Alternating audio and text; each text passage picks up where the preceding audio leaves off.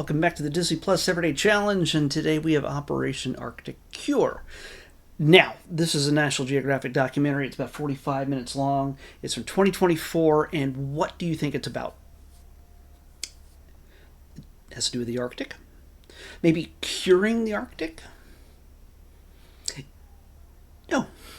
Maybe it's a environmentalist kind of thing. Maybe they're working on the ozone layer and trying to rescue. The glaciers are melting. Climate change. Is that what it's about? No, not at all. And I'm kind of happy that I was surprised at what this was all about without reading the words right there. And I'm going to, of course, explain to you what it is. So if you want to be surprised, if you choose to watch this, well, I'm not going to help you in that because I'm going to tell you what it's all about. This is about helping those who are dealing with psychological trauma from being in war zones, military war zones, who've dealt with just immense PTSD. In Afghanistan, Iraq, these are veterans. These are military combat veterans, not sitting behind a desk. These are people who have lost friends, their comrades, and sometimes parts of themselves, not just physically, but emotionally, mentally. These are a number of people that we follow. Along with reporter Bob Woodruff,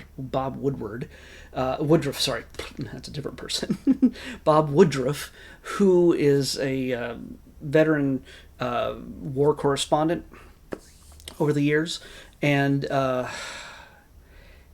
this is kind of an emotional thing because he gets to take a few people along with him into the Arctic, all the way up into the Arctic zone on a trek, kind of a cross-country trek on foot to a base camp right at an island right along the edge of the Arctic Circle.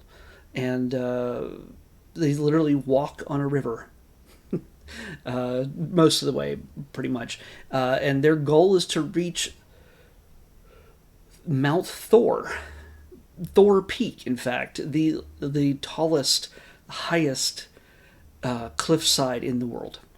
Yeah, there's bigger mountains and things like that, but it's the biggest vertical drop of anywhere in the world.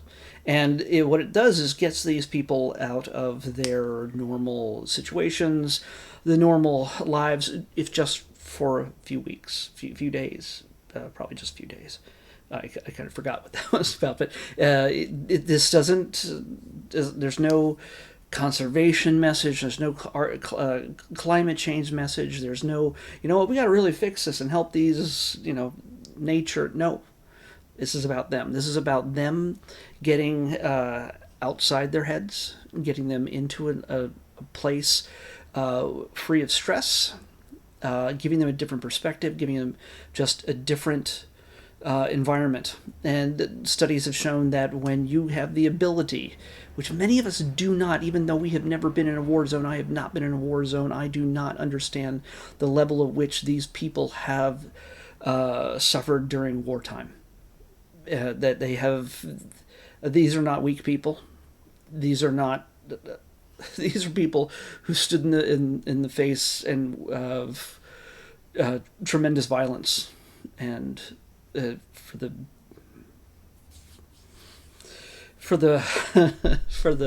on the whims of more powerful people, and lost a lot.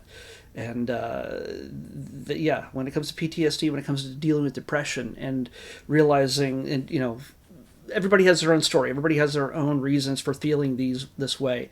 This trip takes them out of that place, and they're tracked the entire way as to how they keep a video log each day where they're asked questions about their mental state, their physical state, how they're thinking and feeling, and this is 45 minutes of what looks like a multi-day trek. And we don't get to see every single personal thing, but we do see some of them transformed.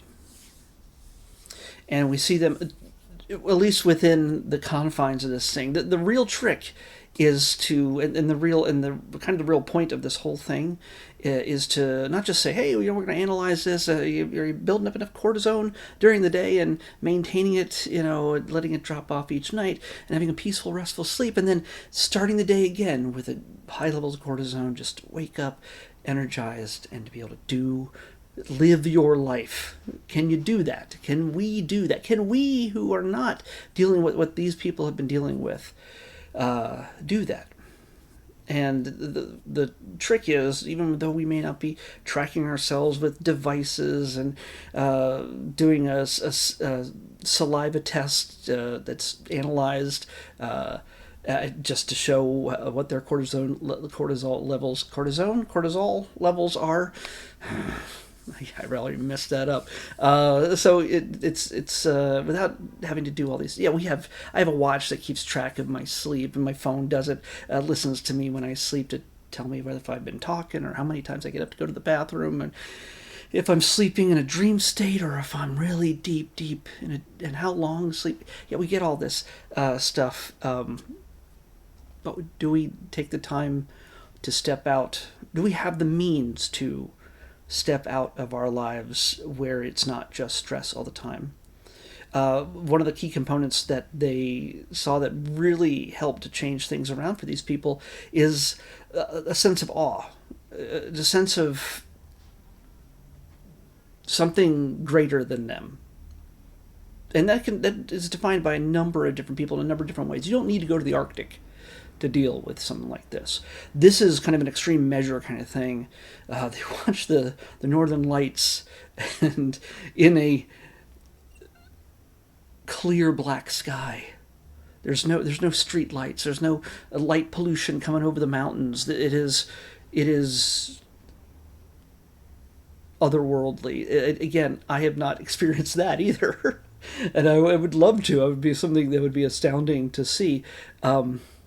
I'm more of a person who wants to be in the mix of the city and everything else. My calm peace time was traveling to Tokyo, which seems like the opposite of what anybody would ever experience when it comes to going to the empty beauty of the Arctic.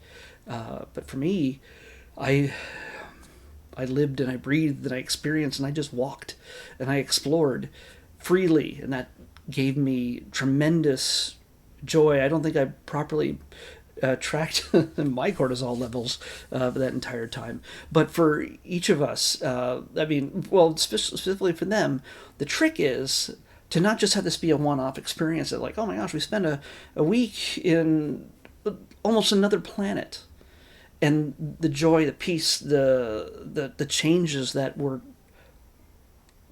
verified by science were life altering, at least for that time.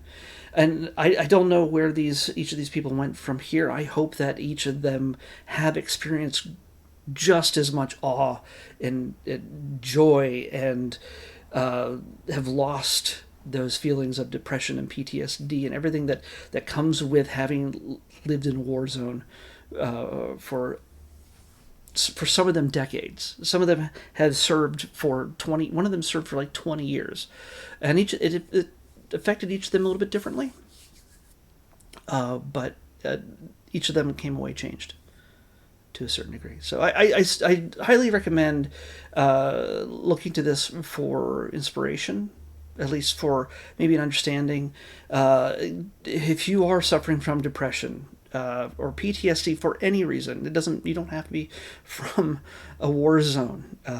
There's a lot of reasons why people are dealing with this thing. If you are dealing with depression, please seek out whether it's therapy or medical help. And don't just assume that it can be just cured with a pill. Sometimes it can help, but it's not always an end-all, be-all answer to the greater, deeper cause of it all. So Don't let it fester. Seek out awe, which again is very vague in how it's expressed, understood, and experienced.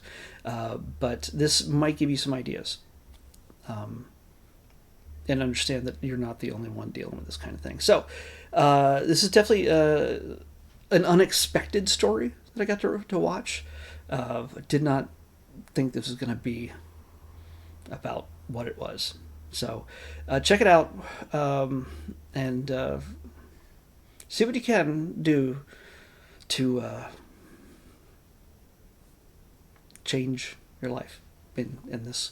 I know that sounds very flippant, very oh, it's just like that. Let me just walk to the Arctic. No, I even have to deal with stuff like this, so it's it's got me thinking about ways I can sort of just get out of my rut, and just being in this room, this apartment.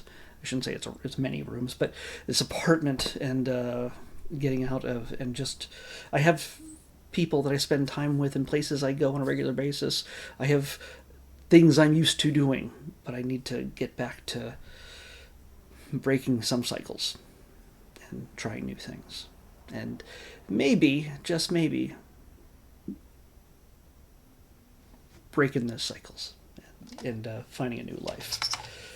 Some new joy, and maybe finding some awe, and to make my life, and hopefully the people around me's life better. Because sometimes I'm a jerk. So, for many reasons. All right, let's pick tomorrow's episode. 103, towards the very bottom of the list.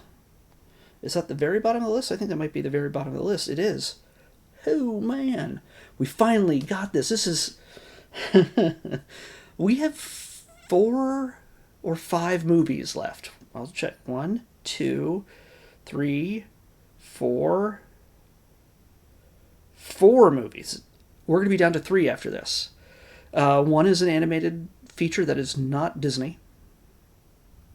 One is a Lifetime movie. And another one is... a Disney tween age movie. A Disney Channel movie. And this one stars a certain young Jedi woman. But she's not a Jedi in this one. She's a young woman, and the sea is somehow involved. Yes, Daisy Ridley, you know her as Rey from The Force Awakens, the sequel trilogy. She is in a movie that came out 2-3 years ago, and that's what we're going to be watching. I've been very curious. I really like Daisy, and I've been curious about what this film is about. It's definitely no Jedi. But, yeah. Young Woman and the Sea is what we're watching next on the Disney Plus Everyday Challenge. I'll see you back here tomorrow with that.